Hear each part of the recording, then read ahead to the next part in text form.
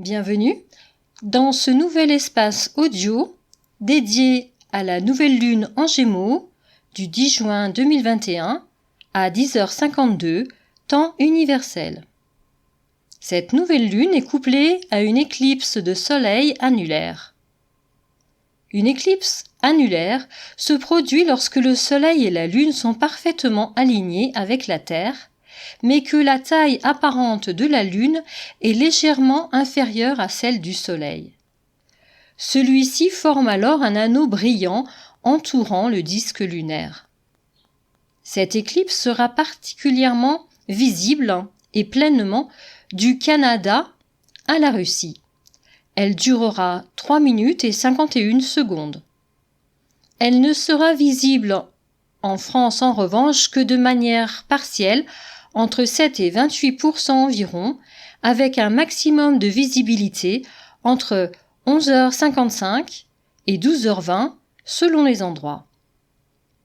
Comme toute éclipse, elle est une porte ouverte sur l'inconscient et peut être l'occasion d'un nouveau début de cycle avec une potentielle évolution collective issue d'une meilleure compréhension du passé. Une étape de discernement. Une nouvelle lune en Gémeaux a génériquement pour thématique essentielle le relationnel, les déplacements, la communication en général, avec toutes les problématiques liées à ces domaines. C'est une nouvelle lune en principe légère qui va bien avec la fantaisie printanière. Mais celle-ci particulièrement n'est pas tout à fait du même ordre. En effet, elle est conjointe presque exactement à Mercure en rétrogradation en ce moment, ce qui en modifie considérablement l'ambiance. Je vous renvoie pour une description précise des caractéristiques et des effets de cette rétrogradation à l'espace audio que je lui ai consacré. Quelle est l'incidence de Mercure rétrograde sur cette nouvelle lune éclipse ? Mercure, rappelons-le, est chez lui en Gémeaux. Il est en conjonction à cette nouvelle lune, et qui plus est, au nœud nord, et plus largement à Vénus. Il se présente ainsi en maître de la lunaison, de l'éclipse et du nœud nord. Sa rétrogradation accentue encore son influence et son sens dans cette configuration. La problématique liée au nœud nord est de ce fait accentuée.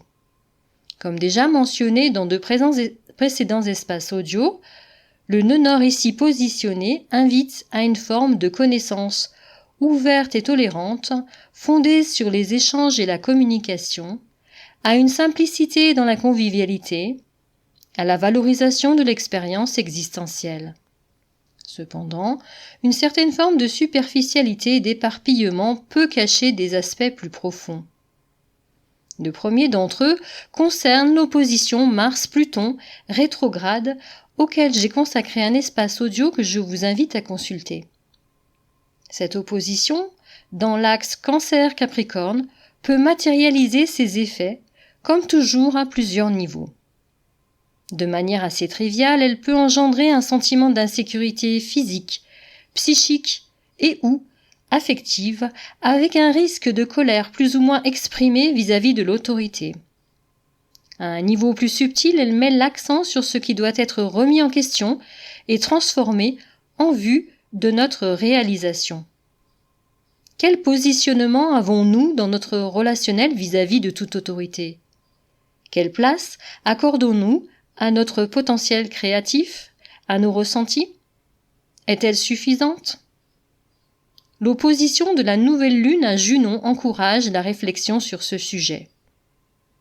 Par ailleurs, Jupiter en quinconce à Mars-Pluton éveille les forces réceptrices, en lien avec les énergies neptuniennes, afin d'apporter des éléments d'éclairage sur cette problématique, à condition de s'y montrer réceptif, ce qui ne sera pas si simple.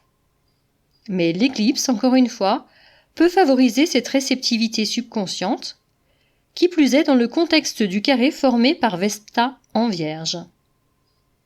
Restez dans un état d'esprit le plus ouvert possible en levant les barrières mentales et en évitant les a priori d'un rationalisme trop étroit pourra aider à cet égard.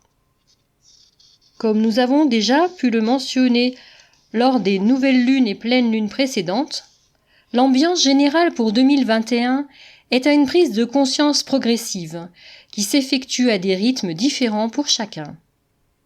Il s'agit d'un processus très lent dont les effets pourront se matérialiser courant 2022, avec peut-être déjà des prémices en octobre 2021, en vertu d'une configuration particulière sur laquelle nous aurons l'occasion de revenir.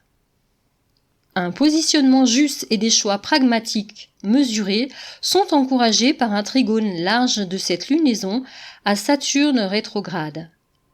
Par ailleurs, la conjonction à Vénus en Cancer amène une touche esthétique et affective douce à une aspiration au cocooning qui peut bénéficier à une intériorisation protectrice, pouvant faire un pendant salutaire à une ambiance mondaine aux aspects actuellement assez agressifs.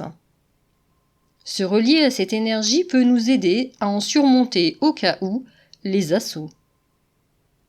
Pour des compléments et davantage de détails sur tous les points évoqués pour cette nouvelle lune, je vous renvoie donc aux espaces audio réalisés ces dernières semaines et notamment ceux consacrés aux rétrogradations en cours, celles de Mercure, de Saturne et Pluton, ainsi qu'à ceux dédiés à Vénus en Cancer et Jupiter en Poisson. Je vous invite également à consulter celui qui sera consacré à l'entrée de Mars en Lion au lendemain de cette nouvelle lune.